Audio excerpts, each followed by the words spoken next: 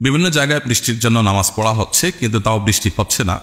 এতে করে আমরা কি বুঝবো? আল্লাহ কি আমাদের উপরে নারাজ? দেখুন, বৃষ্টি প্রার্থনা করার যে সালাত, সেই সালাতকে বলা হয় সালাতুল ইস্তিসকা। এই সালাতুল ইস্তিসকা আমাদের প্রিয় নবী সাল্লাল্লাহু আলাইহি ওয়াসাল্লামের সুন্নাহ, তিনি এই সালাত আদায় করেছেন। অতএব বৃষ্টি প্রার্থনার নামাজ আমরা আদায় করব, পড়ব।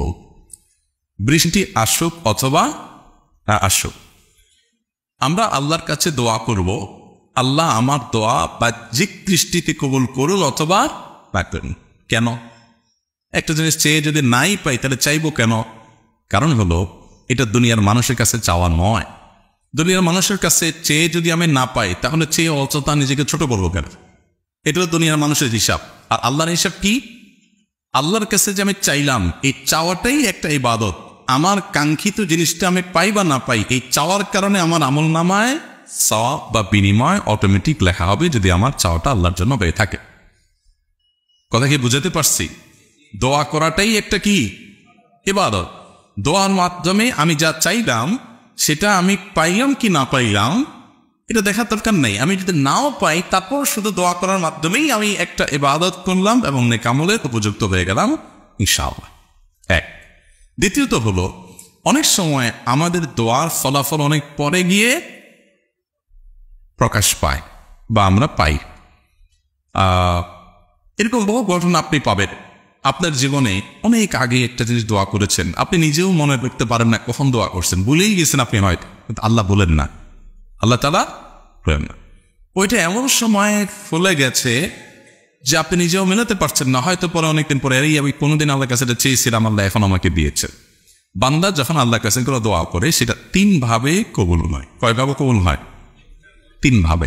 নাম্বার এক, যখন আমরা কোনো বিষয় আল্লাহর কাছে চাই, যা চাইলাম যখন চাইলাম তখন সেই জিনিসটা দিয়ে দিলেন তৎক্ষণাৎ, এটা এক ধরনের কবুল। এটাই আমরা সাধারণত চাই, যে আল্লাহ তোমার কাছে আমি চাইছি, এখনো দিয়ে দাও। কখনো কখনো বান্দা যা চান যখন চান তখন আল্লাহ সেই জিনিসটা দেন না। এর না দেওয়ার পেছনে নানা রকমের হিকমত থাকতে পারে আল্লাহর। তার ভিতরে একটা হলো, আমি এই মুহূর্তে চাইলাম আল্লাহ আমার এই জিনিসটা দরকার, ওই জিনিসটা বললে আমার মনে হয় আমার অনেক উপকার হবে, কিন্তু আল্লাহ জানেন এই মুহূর্তে এটা আমার না হলে বরং উপকারটা আরো বেশি হবে। কত অ্যাঙ্গেল থেকে বিষয়গুলোকে ভাববার সুযোগ আছে, দেখবার সুযোগ আছে। তো সেই জায়গা থেকে আল্লাহ তাআলা আমার কাঙ্ক্ষিত বিষয়টা এখন দিলেন না, একই জিনিস একটু পরে দিলেন, একটু দেরিতে দিলেন। এটা দোয়া কবুলের আরেকটা উপায়। তাহলে একটা হলো, যখন যে অবস্থা চাইলাম তখন সেটা আমি পাইলাম, এটা দোয়া কবুলের একটা উপায়। আরেকটা দোয়া কবুলের পদ্ধতি হলো, আমি চাইলাম এখন, আল্লাহ দেন 2 মাস পর, 2 দিন পর, 3 দিন পর। আমি চাইলাম এখানে, আল্লাহ দিলেন আরেক জায়গায়। হতে পারে না? চুয়াডাঙ্গায় আপনারা দেখেছেন ওলামায়ে কেরাম ইস্তেসকা পড়েছেন, তার আগের দিন আমরা ইস্তেসকার নামাজ পড়েছি, না যেন একই দিন আমরা ইস্তেসকার নামাজ পড়েছি, এবং রাতে সেখানে স্বস্তির বৃষ্টি হয়েছে। অর্থাৎ এমন বৃষ্টি হয় না যে ফসলের ক্ষতি হয়। 15-20 মিনিটের স্বস্তি বৃষ্টিতে পুরো আবহাওয়া শীতল হয়েছে এবং আবহাওয়ার কোনো পূর্বাভাসও ছিল না। তো এই বিষয়টি দোয়া কবুলের একটা কি আলামত। আল্লাহ তাআলা যেখানে যখন যে অবস্থায় দেওয়াটা আমাদের জন্য কল্যাণ করে রাখবেন, সে অবস্থা তখন সেটা দিবেন। ইমানদার হিসেবে আমরা 2 অবস্থাতেই আল্লাহ তাআলার উপর সন্তুষ্ট থাকি। তৃতীয়ত, দোয়া কবুলের আরেকটা প্রক্রিয়া হল, যখন যা চাইলাম তখন তো দিলেনই না, আবার পরেও দিলেন না, জমা রেখে দিলেন, যে বান্দা দোয়া করছো, এটার বিনিময়ে তোমাকে আমি এখন দিলাম না, জমা থাকো, তুমি আমার কাছে পাবা। আখিরাতেই বান্দাকে আল্লাহ তাআলা তার বিনিময়ে সওয়াব দিয়ে দেন। এই তৃতীয় প্রকার বিনিময় দেখে কিয়ামতের ময়দানে বহু মানুষ আল্লাহর কাছে বলবে যে, আল্লাহ, দুনিয়াতে আমার কোনো দোয়া পূরণ না হয়ে যদি এখানে আখিরাতে পাইতাম কতই না ভালো হইতো। কারণ দুনিয়াতে আমার যে প্রয়োজন পূরণ হবে সেটা তো সীমিত সময়ের জন্য, খুব ক্ষুদ্র প্রয়োজন পূরণ, আর এখানে তো এটা আমার অনন্ত সংখ্যার জন্য কাজে আসছে। তখন মানুষ আক্ষেপ করবে অনেক। এই জন্য ভাই, ইমানদারের বিষয় সম্পর্কে নবীজি সাল্লাল্লাহু আলাইহি ওয়াসাল্লাম বলেছেন, আজাবান লিআমরিল মুমিনি ইন্না আমরাহু কুল্লাহু খায়র। ইমানদারের পুরো জীবনটাই হলো আপনার সারপ্রাইজিং, পুরো জীবনটাই হলো তার জন্য আনন্দের, এবং তার হারাবার কিচ্ছু নেই ইমানদারের। কারণ ইন আসাবাহু খায়রুন, ইমানদারের জীবনে যদি ভালো কিছু আসে, শাকার আসে, আল্লাহর কাছে শুকরিয়া আদায় করো, তাহলে ভালো কিছু পাইল বা শুকরিয়া আদায় করে সওয়াব মেলো।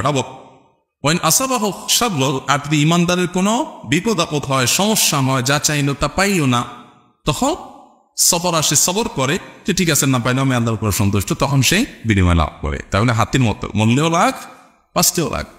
এই জন্য ভাইরা, দোয়া কবুলের পর আমরা অনেকে অস্থির হয়ে যাই। দেখো, নবী সাল্লাল্লাহু আলাইহি ওয়াসাল্লাম বলেছেন, বান্দা দোয়া আল্লাহ তাআলা কবুল করে যতক্ষণ পর্যন্ত সে তাড়াহুড়ো না করে। তাড়াহুড়োর ব্যাখ্যা কি? নবী সাল্লাল্লাহু আলাইহি ওয়াসাল্লাম তাড়াহুড়োর একটা ব্যাখ্যা করেছেন যে দোয়ার পর কবুল হচ্ছে না কেন, কবুল হচ্ছে না কেন, এই জন্য ব্যাকুল হয়ে যাও। কবুল করা আল্লাহ তাআলার কাজ, আর দোয়া করা আমাদের কাজ। আমরা আমাদের কাজ করে যাব। ইমানদার আল্লাহর কাছে দোয়া করেই যাবে, করেই যাবে, আল্লাহ তাআলার কাছ থেকে পাই বা না পাই। নবী করিম সাল্লাল্লাহু আলাইহি ওয়াসাল্লাম আবু জাহেলের হেদায়েত চেয়েছেন না? আবু জাহেল অথবা ওমর দুজনের একজনকে দিয়ে। আল্লাহ তাআলা যদিও মূল দোয়া কবুল করেছেন, কিন্তু আবু জাহেলকে ইসলামে আসো এটা যে চেয়েছেন তিনি, তার সে চাওয়াটা পূরণ হয়নি। তো আল্লাহর প্রিয় বান্দাদের, আল্লাহ নেককার বান্দাদের আল্লাহ তাআলা অনেক চাওয়া বিলম্বে পূরণ করেছেন, অনেক চাওয়া পূরণ করেননি, যদি না রাসূলের দোয়া সাধারণত আল্লাহ তাআলা ফিরিয়ে দেন না। তো যাই হোক, এই জন্য ইস্তেসকার নামাজ আমরা পড়বো, পড়ে আমরা সওয়াব লাভ করবো, বৃষ্টি পাই বা না পাই। আর যারা সমালোচনা করবে ওরা বৃষ্টিও পাইল না, সওয়াবও পাইল না, বৃষ্টিও পাইল না, সওয়াবও পাইল না। ইমানদার একদিকে আল্লাহর কাছে দোয়া করবে, আরেকদিকে দাওয়াই নিয়ে সে দৌড়াবে। আমরা আলহামদুলিল্লাহ একদিক থেকে আল্লাহর কাছে বৃষ্টি প্রার্থনার জন্য, সালাতুল ইস্তিসকার জন্য বেরিয়ে পড়ি, আরেক হাতে আমাদের বৃক্ষরোপণের জন্য গাছের চারা আমাদের হাতে থাকে। আমাদের একই হাতে একসময় আল্লাহর কাছে দোয়া করি, আবার সে হাত দিয়ে আমরা গাছ লাগাই। এইভাবে নানাবিধ কর্মকাণ্ডের মাধ্যমে সমাজের মানুষের উপকার আমরা করার চেষ্টা করব। এই শিক্ষা ইসলাম আমাদেরকে দিয়েছে। আল্লাহ তাআলা আমাদেরকে বোঝার তৌফিক দান। আচ্ছা, আগের প্রশ্ন একটা সম্পর্ক রয়ে গেছে, সেটা হলো যে আল্লাহকে নারাজ হয়ে গেছে কিনা আমাদের উপরে। তো এখানে একটু বলতে হয়, অবশ্যই ইমানদার দোয়া কবুলের তিনটার সম্ভাবনার কথা যেমন মাথায় রাখবে, ঠিক এটাও মাথায় রাখা উচিত যে হয়তোবা কোনো কারণে আল্লাহ তাআলা আমার উপর অসন্তুষ্ট, যে আমার দোয়া কবুল করেননি তৎক্ষণাৎ। তো সেজন্য আমি নিজেকে সংশোধন করার চেষ্টা করব, আত্মপর্যালোচনা করব, আত্মশাসন করব, নিজের প্রতি ফোকাস দেব যে আমার ঠিক জায়গাগুলো কোথায়। অবশ্যই আমরা সেই দৃষ্টিকোণ থেকে দেখব যে আমাদের কোনো গুনাহের কারণে হয়তো আল্লাহ তাআলা আমাদের দোয়াটা কবুল করছেন না, বিলম্ব করছেন। যদিও বিলম্বের মধ্যে কল্যাণ থাকতে পারে, কিন্তু আমি আমার সমস্যার জায়গাটা অবশ্যই নজর দেওয়ার চেষ্টা করব। এটাই তো ইসলামের সৌন্দর্য। আল্লাহ তাআলা আমাদের সবাইকে আত্মশুদ্ধি লাভ করার তৌফিক দান করুন।